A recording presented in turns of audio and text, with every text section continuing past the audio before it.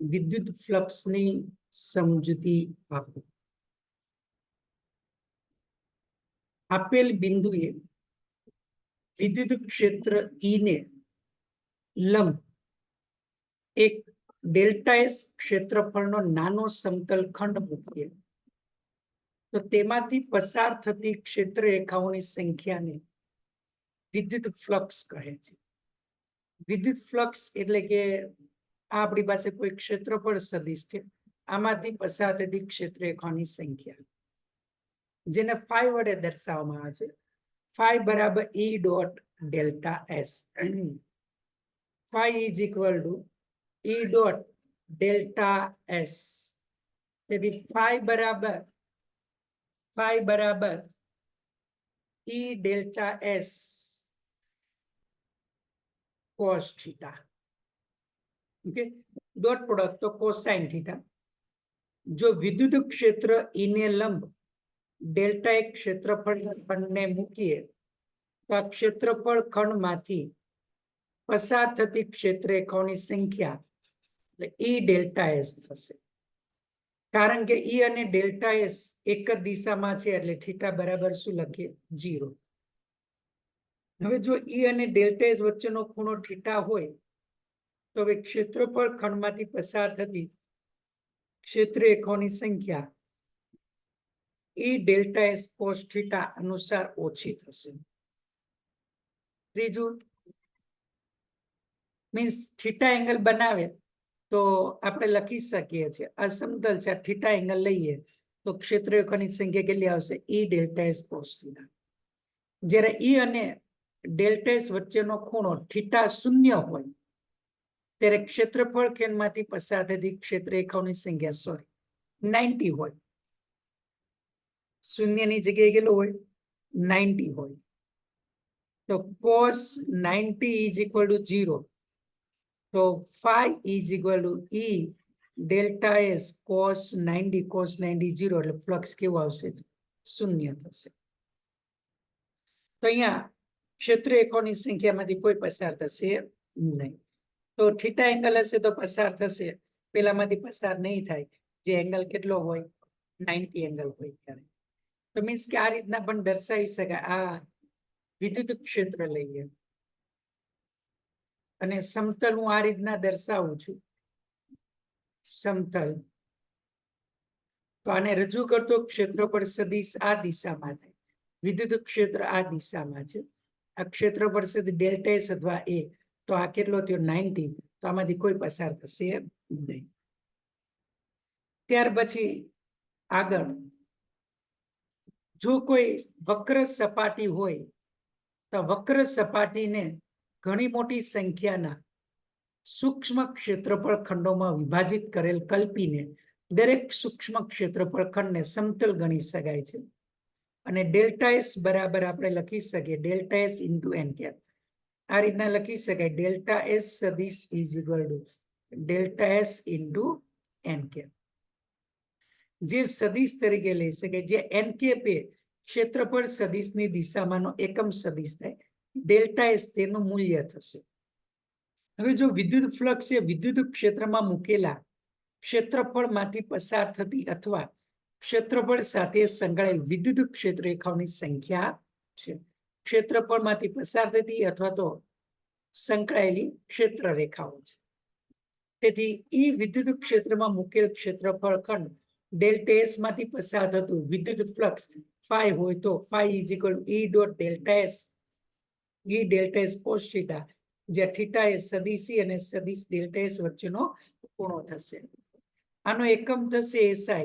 E એટલે newton per coulomb છે અને એરિયા એટલે metre square, newton coulomb per metre square, અથવા E નો એકમ છે volt per metre into metre square, metre metre cancel તો વોલ્ટ ઇન્ટુ મીટર થશે. તો વિદ્યુત ફ્લક્સ એ અદિશ રાશિ છે. તો આમ કોઈ પણ ક્ષેત્રફળ સાથે સંકળાયેલ ફ્લક્સ એટલે કે સદિશ ક્ષેત્રનું તે ક્ષેત્રફળ પરનું રેખા સંકલન પણ દર્શાવે છે. તો આપણે અહીંયા રેખા સંકલન પણ લઈએ છીએ. તો અહીંયા કઈ રીતના લઈ શકાય તે આપણે લઈએ તો પાછળ વચ્ચેનો જે સવાલ છે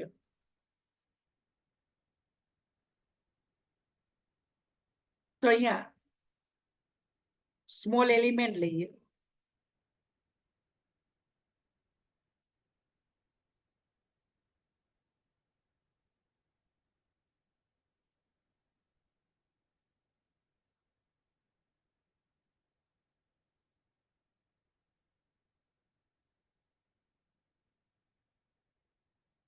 small element here we take આ ક્ષેત્ર રેખાઓ છે. દરેક પોઈન્ટ પાસેથી પસાર થતી ક્ષેત્ર રેખાની સંખ્યા જુદી જુદી છે. અને હું સરફેસ લઉં છું. તો આમાંથી પસાર થતી ફ્લક્સ ફાઇન્ડ કરવું છે તો સ્મોલ એલિમેન્ટ લેવાય. સ્મોલ એલિમેન્ટ અહીંયા લઈએ.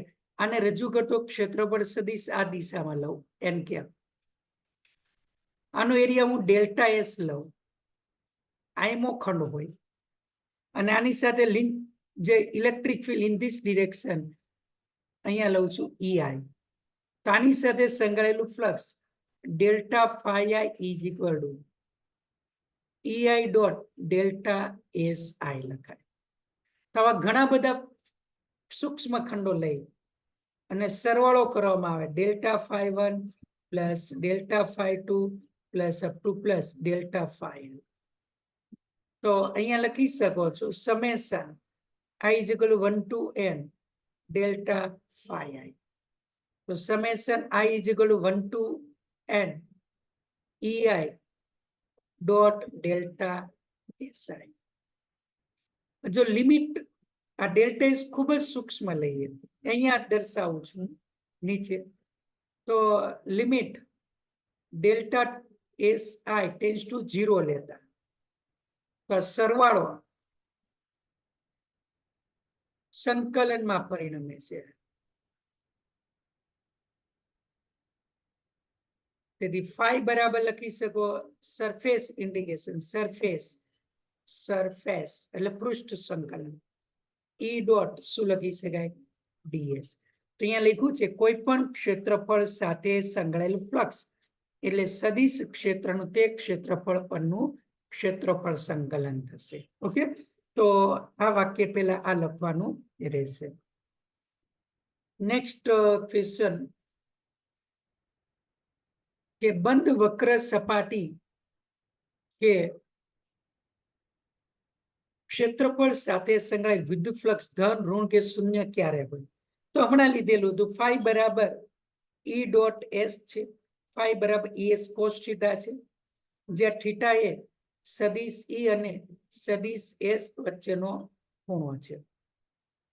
તો ફર્સ્ટ લઈએ. જો S પરપેન્ડિક્યુલર ટુ E હોય એટલે 90 નો ખૂણો હોય, 90 ડિગ્રી 90 ડિગ્રી.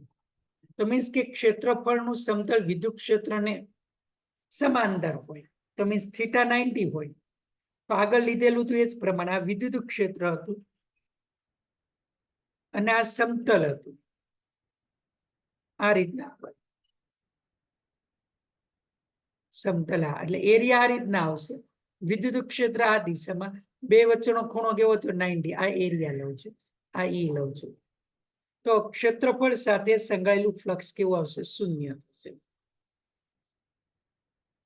ત્યાર પછી બીજું, જો થીટા લેસ ધેન 90 હોય, 0 કરતા 90 કરતા ઓછો, તો કોસ થીટા ગ્રેટર ધેન 0, તો ફાઈ ફ્લક્સ કેવું મળશે? ધન.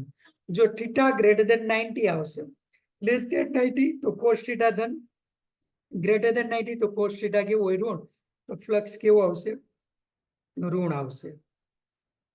હવે આકૃતિ તમને આપેલી છે અહીંયા. ધન વિદ્યુત ભાર છે એની ક્ષેત્ર રેખાઓ બહાર નીકળે છે એટલે વિદ્યુત ક્ષેત્ર આ દિશામાં, એરિયા પણ આ દિશામાં, E આ દિશામાં, એરિયા પણ આ દિશામાં. તો બે વચ્ચેનો ખૂણો 0 છે, તો ફાઈ ગ્રેટર ધેન 0 આવશે એટલે ફાઈ ધન આવશે. અહીંયા એન્ટર થાય છે, એરિયા બહારની દિશામાં. તો અહીંયા બંને વચ્ચેનો ખૂણો 180 છે. cos 180 is equal to -1 થાય, તો ફાઈ બરાબર -EA થશે. તો અહીંયા flux negative. Outward always positive, inward always negative. એ જેટલી ક્ષેત્ર રેખાઓ અંદર દાખલ થાય એટલી બહાર નીકળે છે. તો જેટલું પોઝિટિવ છે એટલું નેગેટિવ થાય, તો કુલ ફ્લક્સ કેવું આવશે? 0 થશે.